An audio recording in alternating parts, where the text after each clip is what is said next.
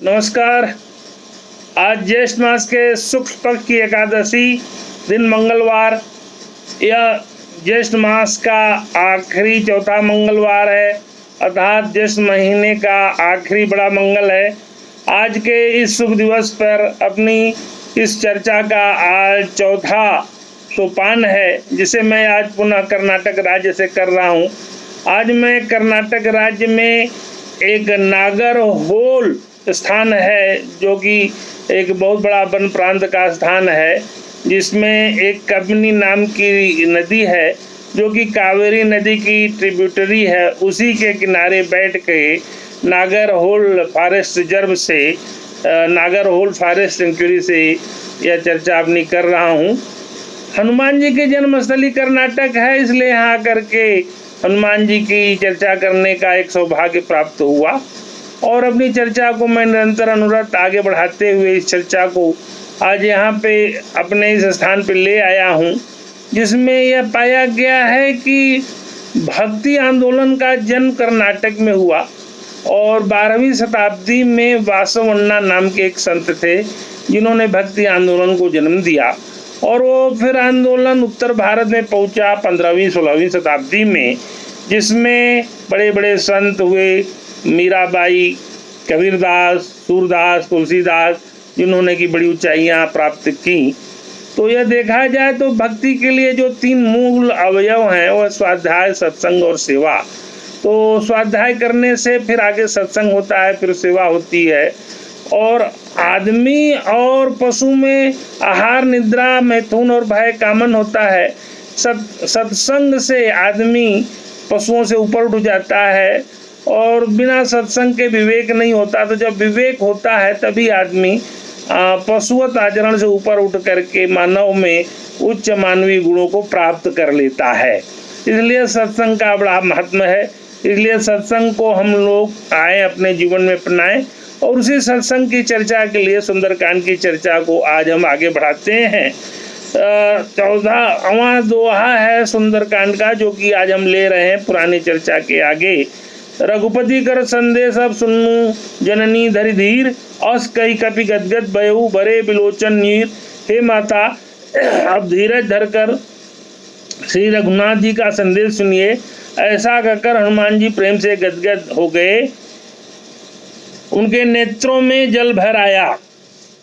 आगे उन्होंने भगवान राम का संदेश सीता माँ को सुनाया है और उनको ढाढ़स बधाया है।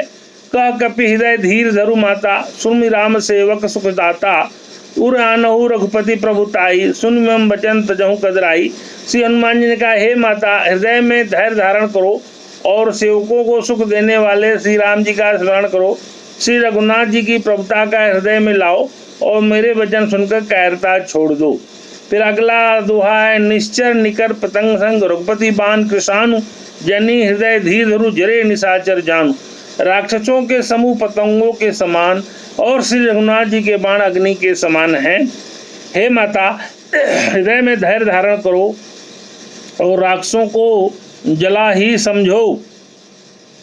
इसी प्रसंग को जब आगे बढ़ते हैं तो हनुमान जी के बारे में जब माता जी ने पूछा कि मेरे हृदय में बड़ा संदेह है, वो प्रसंग आता है। मोरे हृदय परम संदेहा, सुन कपि प्रगट किन्न निज देहा। कनक भूधराकार शरीरा, समर भयंकर अधिबल वीरा। अतः मेरे हृदय में बड़ा भारी संदेह होता है कि तुम जैसे बंदर राक्षसों को कैसे जीतेंगे। सीता जी ने हनुमान जी को बानर योनि में देख करके शंका प्रकट की है। तब हनुमान जी ने अपना शरीर प्रकट किया। सोने के सुमेर पर्वत के आकार का अत्यंत विशाल शरीर था, जो युद्ध में हृदयों के शत्रुओं के हृदय में भय उत्पन्न करने वाला अत्यंत बलवान और वीर था। सीता मन भरोस तब भयउ, पुनि लघु रूप पौन सुत भयउ। उनके विशाल आकार को देखकर सीता जी के मन में भरोसा उत्पन्न हो गया। तब हनुमान जी ने छोटा रूप धारण कर लिया और फिर उन्होंने हनुमान जी को अजर अमर होने का आशीर्वाद भी दिया है। अजर अमर गुण निधि सुत होऊ, करहु बहुत रघुनायक छोहू। करहु कृपा प्रभु असुनि काना, निर्भर प्रेम मगन हनुमाना। हनुमान जी को अजर और अमर होने का वरदान। अजर मतलब कभी बूढ़ा नहीं होना है, और अमर मतलब कभी मरना नहीं है। तो अजर और अमर होने का वरदान सीता जी ने हनुमान जी को दिया। बार बार नायसी पद सीसा, बोला वचन जोरी कर कीसा, अब कित कित भयऊ मैं माता, आशीष तव अमोघ विख्याता। हनुमान जी ने बार बार सीता जी के चरणों में सिर नवाया और फिर हाथ जोड़कर, हे माता, अब मैं कृतार्थ हो गया हूँ, आपका आशीर्वाद अमोघ है, यह बात तो प्रसिद्ध है। सुनो मात मोहि अतिशय भूखा, लागी देख सुंदर फल रूखा, सुन सुध करें विपिन रखवारी, परम सुबट रजनी कर बारी। हनुमान जी सीता मैया से कहते हैं कि माता जी, मुझे बहुत भूख लगी है, तो सुंदर फल वाले वृक्षों को देखकर भूख लग गई है। सीता जी ने कहा, हे बेटा, ये बड़े भारी योद्धा राक्षस इस वन की रखवाली करते हैं, तिनकर भय माता मोहि नाही, जो तुम सुख मानो मन। हे माता, यदि आप मन में सुख मान रही हैं तो मुझे उनका भय बिल्कुल नहीं है। देख बुद्ध बल निपुण कवि, कहु जानकी जाय, रघुपति चरण हृदय धरी, तात मधुर फल गाय। तो माता सीता ने उनको अनुमति दे दी है। जब वो आगे गए हैं तो उन्होंने अशोक वाटिका को उजाड़ मारा है। तो उसके बाद रावण ने अपने छोटे बेटे अक्षय कुमार, जो कि उसका बड़ा प्रिय पुत्र था, उसको भेजा है। पुण्य पटेहु तई अक्षय कुमारा, चला संग ले सुभट अपारा, आवत देख ही बिटप गही तरजा, ताहि निपाति महाधुनि गर्जा। उन्होंने हनुमान जी ने एक वृक्ष हाथ में लेकर ललकारा और उसी से उन्होंने अक्षय कुमार को मार डाला। आते ही अक्षय कुमार का वध हो गया। कुछ मारे सी कुछ मर्दे सी, कुछ मले धरी धूरी, कछ पुनि जाए पुकारे प्रभु मरकट बल धूरी। उन्होंने सेना में कुछ को मार डाला, कुछ को मसल डाला और कुछ को पकड़ पकड़ कर धूल मिलाया। कुछ ने फिर आकर पुकार की, हे प्रभु, बंदर बहुत ही बलवान है। रावण को यह सूचना पहुंच गई कि उसका बेटा अक्षय कुमार मार डाला गया। और फिर उसने सुन सुध बद अलंकेश रिसाना, पटेश मेघनाथ बलवाना। तो उसने मेघनाथ अपने बड़े पुत्र को भेजा। मार जन सुध बाधेश ताही, देखी भी कहाँ कर आई।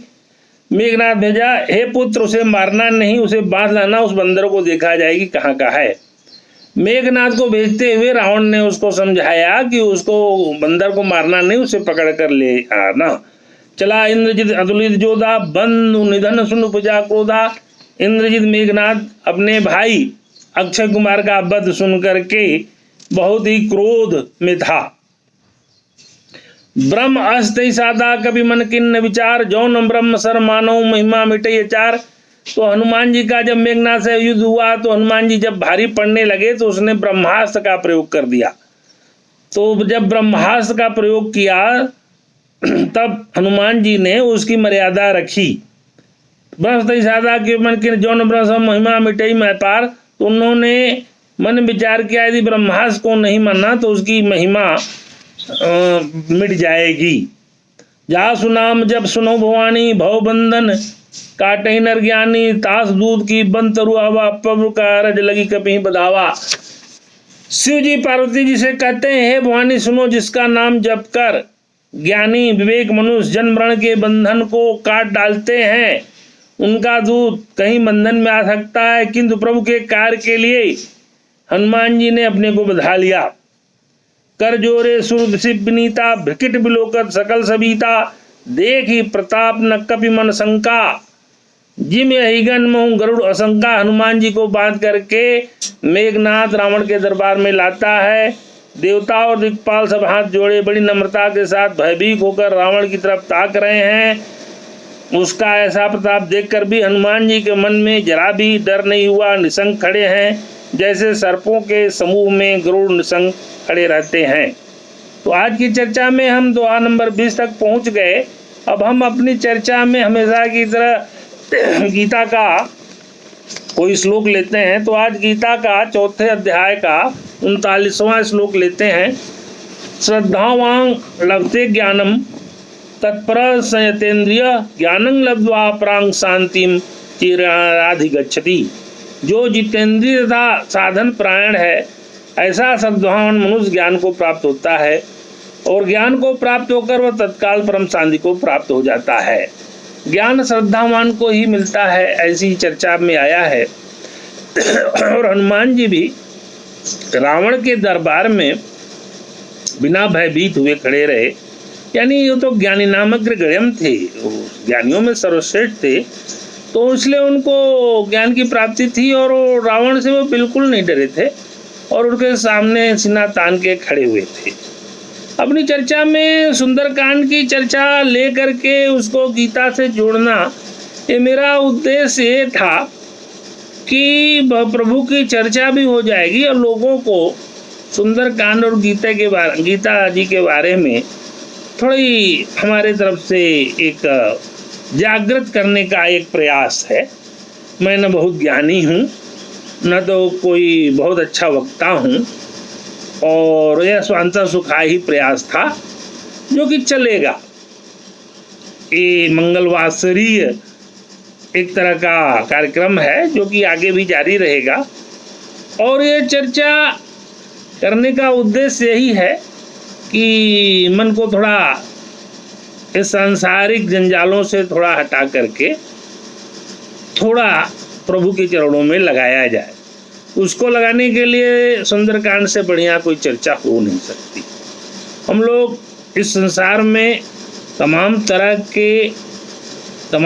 के आयोजन करते हैं और केवल माया के वश में होकर के सारे आचरण कर रहे हैं। आचरण अच्छा भी है, बुरा भी है, दुराचरण भी है, अच्छा आचरण है, सबकी जैसी जैसी प्रारब्ध है। और मेरा ये मानना है कि प्रारब्ध को काटा नहीं जा सकता, प्रारब्ध तो भोगना ही पड़ता है। लेकिन अगर भगवान के शरणागति में रहेंगे तो शायद प्रारब्ध का काटना थोड़ा आसान हो जाएगा। शरणागति का सबसे बड़ा मार्ग है हनुमान जी की श्रद्धा में जाके भगवान के आगे समर्पण, जैसे कि विभीषण की शरणागति हुई और द्वापर युग में जैसे कि अर्जुन की शरणागति हुई श्री कृष्ण के समक्ष, जिसके उपरांत गीता पैदा हुई। तो इधर सुंदरकांड है, उधर गीता है, दोनों का अद्भुत समन्वय है। गीता का भी एक श्लोक अगर जीवन में उतर जाए तो बहुत प्राप्त हो जाएगा और सुंदरकांड की कुछ चौपाइयाँ या रामचरितमानस की कुछ चौपाइयाँ यदि जीवन में आ जाएं तो जीवन सुगम हो जाएगा, सुधर जाएगा, सरल हो जाएगा। मेरी चर्चा का यही उद्देश्य था और ये चर्चा रहेगी, अभी भी जारी रहेगी और सुंदरकांड के ही द्वारा इस चर्चा को और ऊंचाइयों पर पहुंचाने का प्रयास होगा। आज मैं यात्रा में हूं और इस चर्चा को संक्षिप्त रूप में ही करने का, क्योंकि मंगलवार था और ज्येष्ठ का आखिरी मंगलवार था, अतः चर्चा आज भी मेरी रही। आप सबको पुनः ज्येष्ठ मास के आखिरी मंगलवार, आखिरी बड़ा मंगल की कोटिशः शुभकामनाएं। आपके जीवन में कल्याण हो, आपके जीवन में उत्थान हो, आपके जीवन में प्रभु श्री राम का प्रवेश हो और माया से आप दूर हो करके अपने मनोविकारों को दूर करके अपने मन को भगवान के चरणों में लगाएं और अपनी उन्नति करें। नमस्कार।